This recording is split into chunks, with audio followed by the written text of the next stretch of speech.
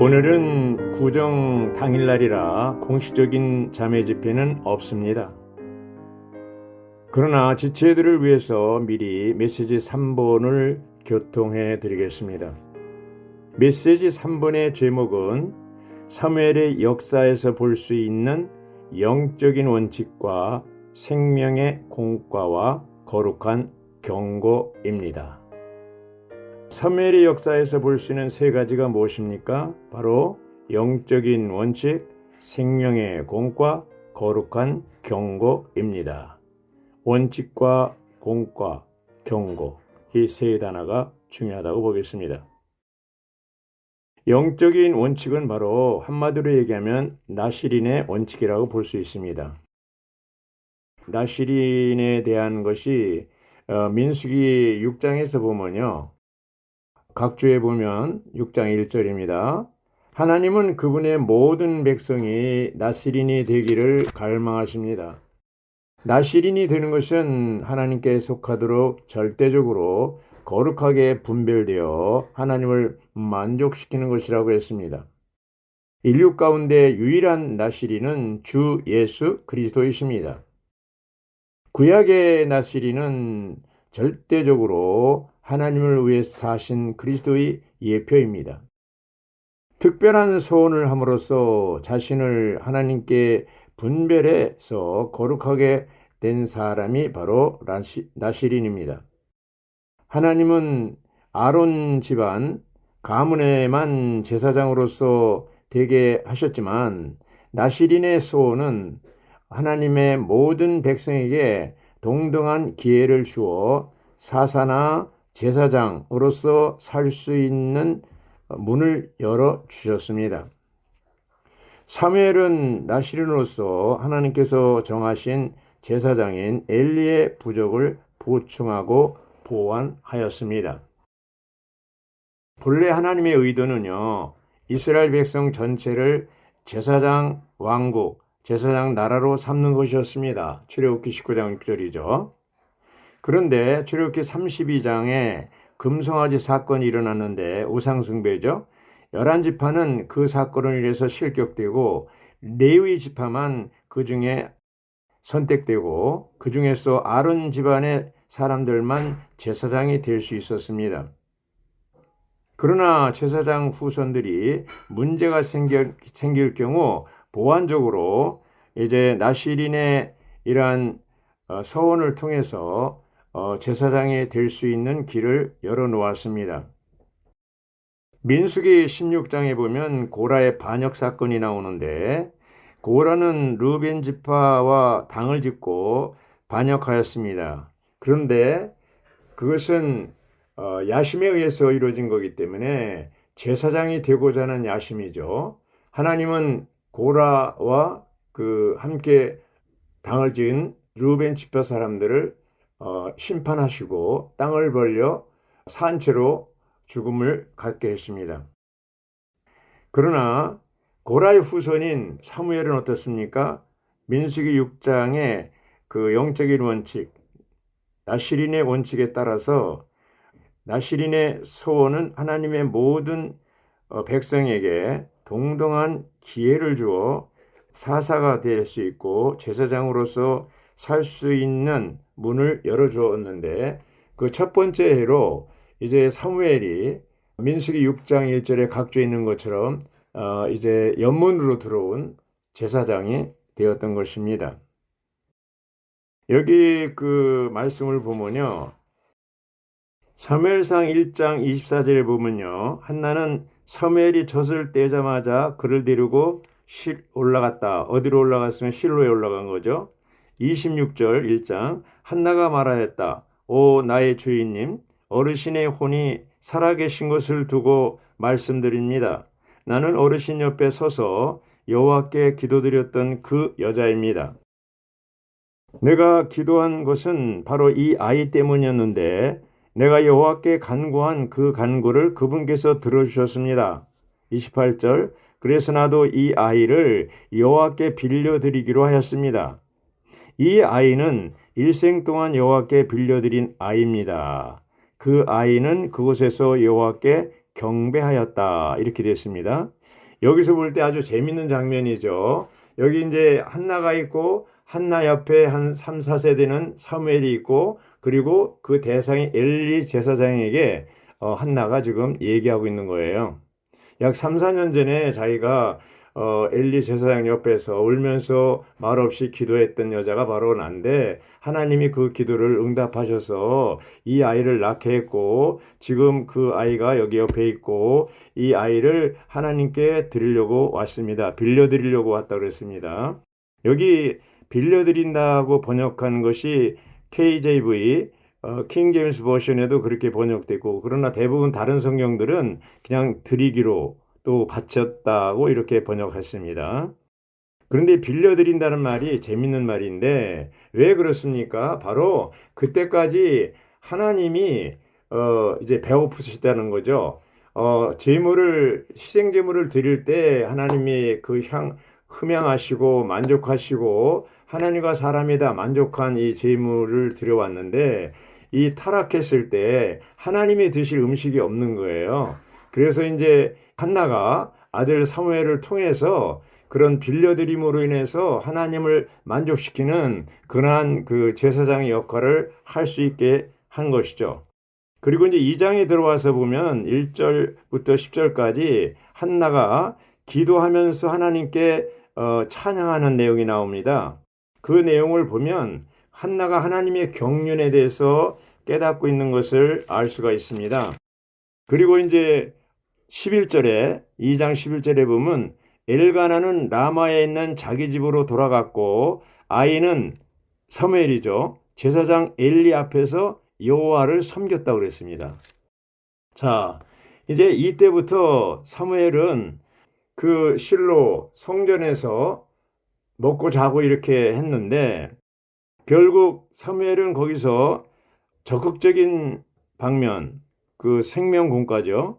그리고 그것을 보게 됐고 소극적인 방면, 또 부정적인 방면, 이제 거룩한 경고라고 할 수 있죠. 그래서 이 두 방면을 보면서 자랐습니다. 하나는 적극적이고 긍정적인 방면, 이제 생명의 공과죠. 또 하나는 소극적이고 부정적인 방면, 그 거룩한 경고 이런 양면을 보면서 자랐습니다. 거기 이제 12절부터 2장 11절부터 보면은 엘리의 아들들이 불량배였다 해가지고 그 소극적인 방면이 나옵니다. 그것을 이제 사무엘은 보고 있었죠. 17절에 보면 그들이 여호와께 드리는 제물을 경시하였다고 그랬습니다. 그리고 이어서 18절에는 뭐라고 그랬냐면 그런 가운데 사무엘은 어린 나이에 세마포 에봇을 입고 여호와 앞에서 섬겼다고 그랬습니다. 그 한나 어머니 한나가 이제 지어준 옷이죠. 19절에 보면 2장 19절 사무엘의 어머니는 남편과 함께 매년 드리는 희생 제물을 바치러 올라갈 때마다 사무엘이 입을 작은 겉옷을 만들어 갔다고 그랬습니다. 20절 그러면 엘리는 엘가나와 한나에게 여호와께서 이 여인이 여호와께 간구하여 얻은 아이 대신에 그대에게 씨를 주시기를 바랍니다라고 복을 빌어 주었다. 그런 다음 그들은 자기들이 젖으로 돌아갔다고 그랬어요. 그래서 21절 그리고 여호와께서 한나를 방문하시니 한나가 임신하여 세 아들과 두 딸을 낳았다. 소년 사무엘도 여호와 앞에서 자라갔다. 삼남 이녀 사무엘 말고 또 삼남 이녀를 주셨습니다. 이렇게 하나님께 먼저 드리니까 그 다음에 또 하나님이 태를 열으셔서 많은 자녀들을 주셨네요. 22절 이제 엘리는 매우 늙었다. 그는 아들들이 이스라엘에게 한 모든 일과 그들이 희막 입구에서 섬기던 여인들과 잠자리를 하였다는 것을 듣고서 23절 아들들에게 말하였다. 너희들이 어쩌자고 그런 일을 했느냐. 내가 이 온 백성에게 너희들이 악행에 대해 들었다. 24절 나의 아들들아 그러면 안 된다. 여호와의 백성이 퍼뜨리는 말을 내가 들으니 좋은 소문이 아니었구나. 이렇게 했지만 그 엘리는 아들들에 대해서 그렇게 책망하거나 강하게 얘기를 안 했습니다.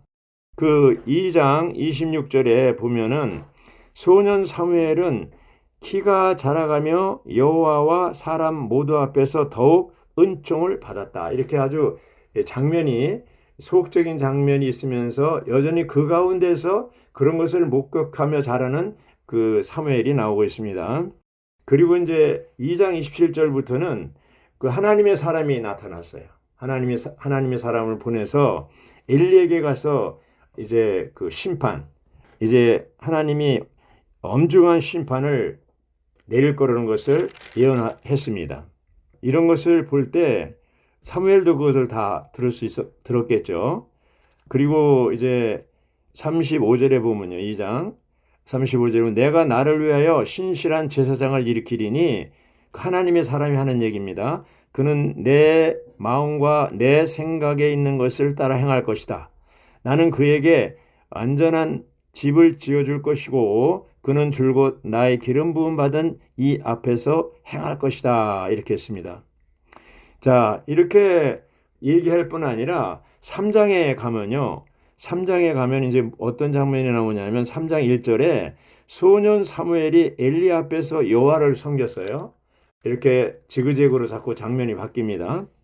당시에는 여호와의 말씀이 희귀하였고 이상도 흔하지 않았다. 아주 3장 1절이 의미가 있습니다. 자, 하나님의 말씀이 희귀한 것은 하나님의 말씀이 없어서가 아니라 하나님의 말씀을 들을 수 있는 귀가 없다고 그랬습니다. 귀가 없어서 그렇습니다. 그래서 하나님은 그분을 위해서 말을 들을 수 있는 사람을 한 사람 택했는데 바로 그가 사무엘입니다. 계시록의 2장 3장에 보면요. 귀 있는 성령이 교회들에게 하신 말씀을 들을지어다 그러는데 귀 있는 자는 성령의 교회들에게 하신 말씀을 들을지어다 이렇게 말하고 있습니다. 오늘날도 주의 회복 안에 주님께 감사한 것은 말씀이 희귀한 게 아니고 말씀이 풍성합니다. 두 형제님을 통해서 해방한 말씀이 너무나 풍성합니다. 그런데 우리가 주관적으로 개인적으로 이런 밖에는 이렇게 풍성하지만 주관적으로 내가 하나님의 음성을 듣고 그 말씀을 생활 가운데 적용하는 것은 또 다른 방면입니다. 그럼 우리가 이 시대에 사무엘이 된다면 말씀을 들을 귀가 필요한 것이죠. 예.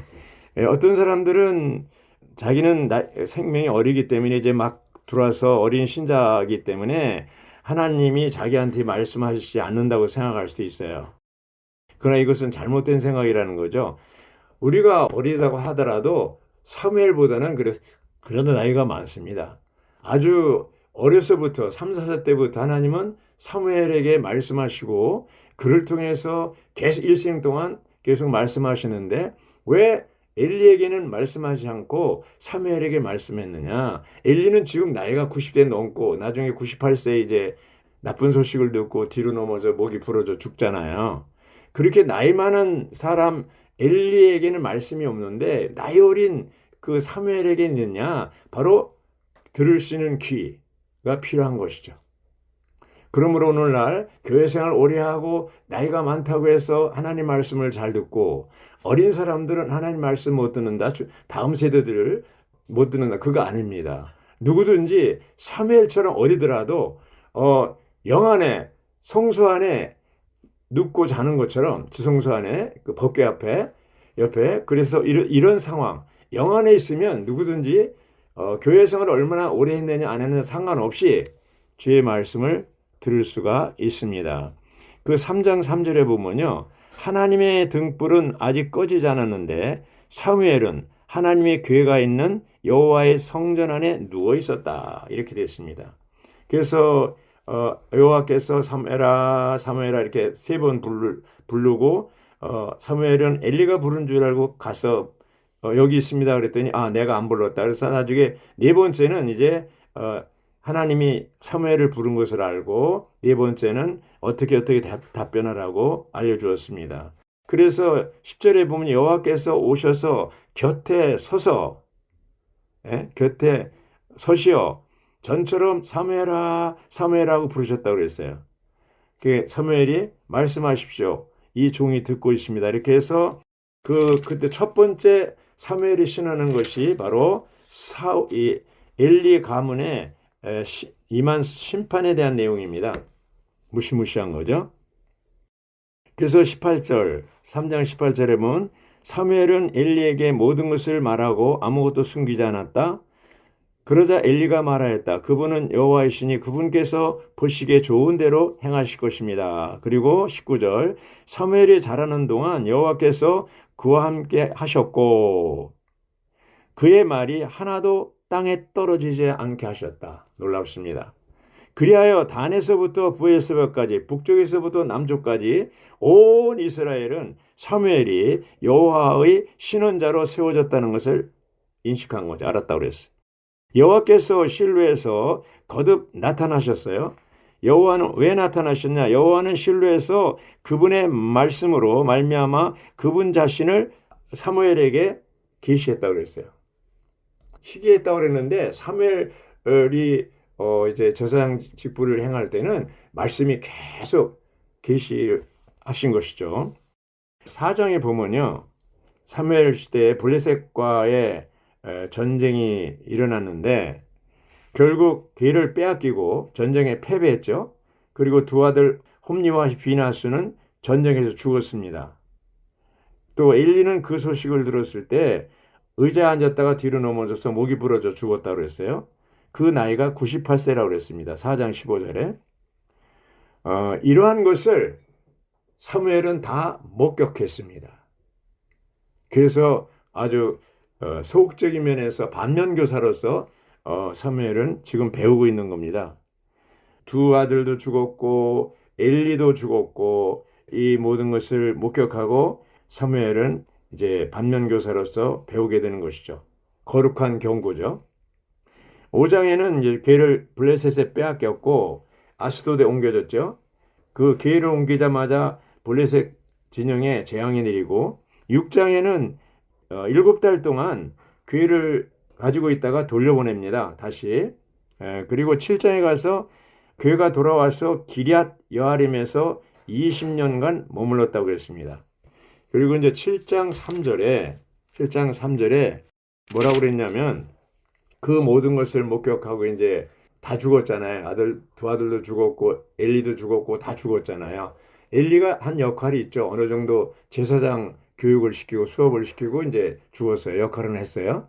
그리고 이제 이 사무엘 시대가 시작되면서 10장 3절에 보면 사무엘이 이스라엘 온 집에 말하였다. 만일 여러분이 마음을 다하여 여호와께 돌아오고자 한다면 여러분 가운데 이방신들과 아스타롯을 제거하고 이렇게 나왔습니다.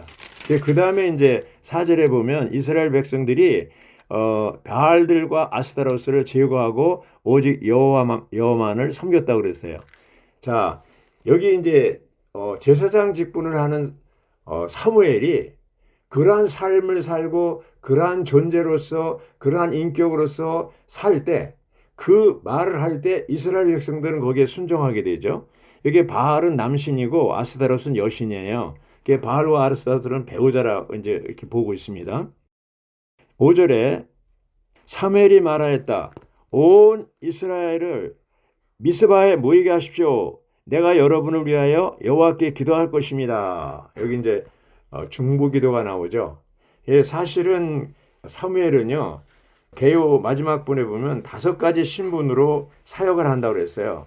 첫째는 나시린으로서 하나님이 경륜을 성취하기 위해 절대적으로 헌신한 나시린으로서 섬겼고요. 사역했고 두 번째는 제사장으로서 하나님을 존중하고 기쁘게 드리는 제사장으로서 세 번째는 하나님의 말씀을 선포하는 신원자로서 네 번째는 왕권의 실제를 지니고 판결하는 사사로서 그리고 5번째 기도하는 사람, 중보기도하는 하나님의 선면에 대해 뜻하시는 하나님의 갈망이 성취되기를 기도하는 기도의 사람, 중보기도하는 이제 사무엘로서 이렇게 나오는데 예, 여기 7장에 있는 것처럼 미스바에 모이라 내가 여러분을 위하여 여호와께 기도할 것이다. 중보기도한다는 거죠. 그래서 모여서 했는데 이스라엘 백성들이 미스바에 모였다는 얘기를 블레셋이 듣고 이제 공격해 옵니다.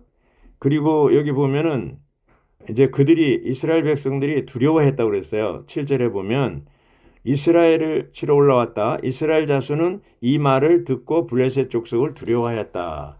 그때 8절에 이스라엘 자손이 사무엘에게 말하였다. 우리를 위하여 여호와 우리 하나님께 부르짖기를 멈추지 말아 주십시오. 자기들도 기도해야 되는데 왜 사무엘에게 부탁했냐면 사무엘이 기도하면 잘 들어주신다는 것을 알고 있기 때문에 그렇습니다. 땅에 떨어지지 않고. 그래서 9절에 사무엘은 아직 젖을 떼지 않은 어린 양을 잡아 온전한 번제물로 여호와께 바쳤다. 사무엘이 이스라엘을 위하여 부르짖자 여호와께서 그에게 응답하셨다. 하여튼 사무엘이 기도만 하면 응답하십니다. 자, 10절에 사무엘이 번제물을 바치는 동안 블레셋 족속이 이스라엘과 싸우기 위하여 접근하였다. 이 싸움이 이상하잖아요. 적이 쳐들어오면 아군이 그걸 막아서 군대와 군대끼리 이게 접촉하고 싸워야 되는데 여기는 한쪽에서는 쳐들어오고 한쪽에서는 기도만 하고 있습니다. 그러나 그날 여호와께서 큰 천둥 소리를 내시어 블레셋 족속을 혼비백산하게 하셨고 어떻게 했어요? 천둥 소리 우렁쾅쾅 하고 큰 천둥 소리를 내가지고 아주 블레셋 족속들이 그냥 혼비백산해서 도망갔어요. 그들은 이스라엘 앞에서 패배하였고 이스라엘 사람들이 미스바에서 나아가 멀리 벳갈 아래까지 블레셋 족속을 쫓아가며 쳤다. 자, 사무엘이 기도를 하니까 하나님이 천둥을 치셔서 혼비백산에서 이제 승리한 것입니다. 그래서 12절에 사무엘은 돌 하나를 미스바와 센 사이에 세우고 여호와께서 우리를 여기까지 도우셨다라고 말하며 그 돌의 이름을 뭐라고 그랬어요? 에벤 에셀이라고 불렀다. 여기까지 도우셨다는 거죠. 자, 13절 이렇게 이게 중요한 말씀입니다. 13절이 이렇게 하여 블레셋 족속은 굴복되었고 더 이상 이스라엘의 영토를 침범하지 못했다. 그 이후부터는 사무엘이 살아있는 동안 여호와의 손이 블레셋 족속을 대적하였기 때문입니다. 어떻게 해요? 사무엘이 살아있는 동안에 블레셋 족속은 감히 이스라엘을 넘보지 못했습니다. 자, 한 사람의 기도하는 침범하지 못한 것을 우리가 볼 수가 있습니다. 뿐만 아니라 14절에 보면 이스라엘은 블레셋 족속이 자기들에게서 뺏어갔던 성들, 곧 에그론에서부터 가드 사이에 있는 성들을 되찾아왔고 블레셋 족속의 손에서 자신들의 영토도 되찾아왔다. 그리고 이스라엘과 아모리 족속 사이에는 화평이 있었다. 사무엘이 살아있는 동안 이스라엘의 사사로 있으면서 이제 감히 그 주위에 적들이 넘보지 못하고 평화롭게 지내게 됩니다. 사무엘은 7장 16절 해마다 베델과 길갈과 미스바를 순회하며 그 모든 곳에서 이스라엘의 사사로서 다스리고는 17절 자신의 집이 있는 라마로 돌아오곤 하였다. 사무엘은 그곳에서도 이스라엘의 사사로서 다스렸으며 여호와께 제단을 쌓았다. 이렇게 되어 있습니다. 자, 여기서 우리가 뭘 배울 수 있습니까? 이 사무엘은요, 나시린도 되고 제사장도 되고 신원자도 되고 사사되고 중보기도 하는 기도의 사람도 됐지만 왕은 아닙니다. 왕은 누구예요? 여호와 하나님이죠. 그래서 사무엘 시대에 하나님은 철저하게 신정정치, 하나님이 직접 다스리는 신정정치를 할 수 있었습니다. 이제 사무엘은요, 사울과 다윗을 왕으로 세우는 일을 했죠. 말하자면 사사시대를 마감하고 왕국시대로 전환하는 이 큰 역할을 하게 되는 겁니다. 사무엘이. 그래서 어쨌든 여기서 볼 때 사무엘은 나이든 엘리 제사장의 보호 아래 자랐고 또 사무엘은 엘리 보호 아래 있으면서 생명의 공과 또 거룩한 경고 이 두 가지를 배워가면서 자라고 이러한 소극적인 면에서 보고 목격한 모든 것을 이제 목격하고 나서 반면교사로 삼고 사무엘을 일생 동안 순수하고 단순한 마음으로 하나님을 섬길 수 있는 근거가 되었다고 했습니다. 우리가 주의 회복 안에도 소극적인 역사가 참 많이 있습니다. 10년마다 한 번씩 배역 사건이 있는데요. 그 사건을 목격한 사람들은, 그리고 그 결과, 그 배역 사건을 이루었던 결과, 마치 고라가 배역했을 때 끝났잖아요. 회복 안에서도 많은 사람이 배역을 했지만 성공한 경우가 없어요. 결국 하나님이 다 심판하셨습니다. 그래서 우리가 이 회복 안에 남아있으면서 이 시대에 사무엘로서, 이 시대의 다윗으로서 우리가 주님 앞에 쓰임 받으려면 우리 마음이 주님을 향해서 열려야 되고, 여기 6일자에 있는 것처럼 여기 보면요, 12장 23절에 사무엘이 뭐라고 그랬어요? 나는 여러분을 위하여 기도하기를 멈추어 여호와께 죄를 짓는 일은 결코 하지 않을 것이며 여러분에게 선하고 올바른 길을 가르칠 것입니다. 이렇게 했잖아요.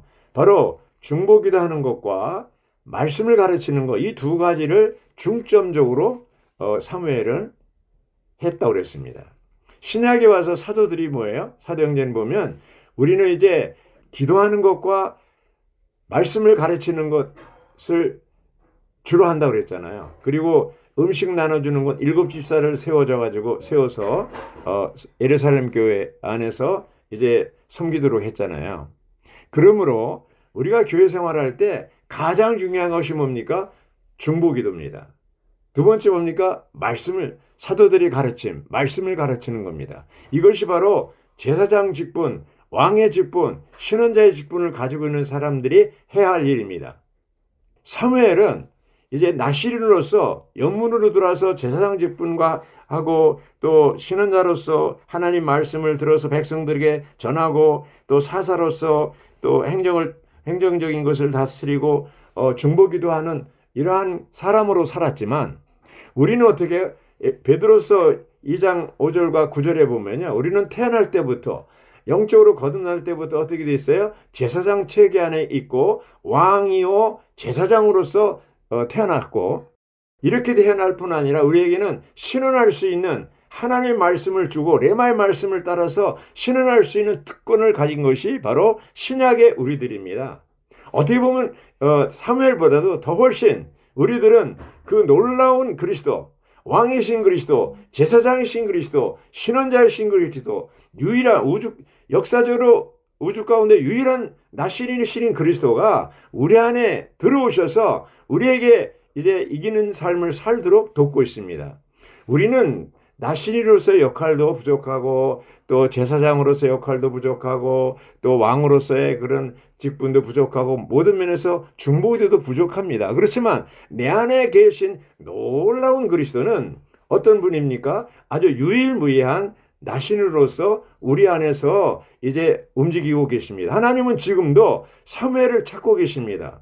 바로 철저하게 하나님과 하나 된 사무엘, 자신의 어떠함은 없고 완전히 하나님과 합병되고 합해서 연합돼서 하나로 움직이는 그러한 사무엘을 하나님은 그 시대에 사용했듯이 오늘날 어떤 사람을 주님은 기다리고 계시냐면 사무엘처럼 완전히 자신을 나신으로서 헌신한, 절대적으로 헌신한 사람들을 찾고 계시고 우리가 그렇게 헌신할 때 하나님은 우리를 왕으로서, 제사장으로서, 또 신원자로서 사용하시고 이 시대를 교회 시대로부터 은혜 시대로부터 왕국 시대로 전환하는 데 있어서 주님이 우리를 사용하리라고 믿습니다.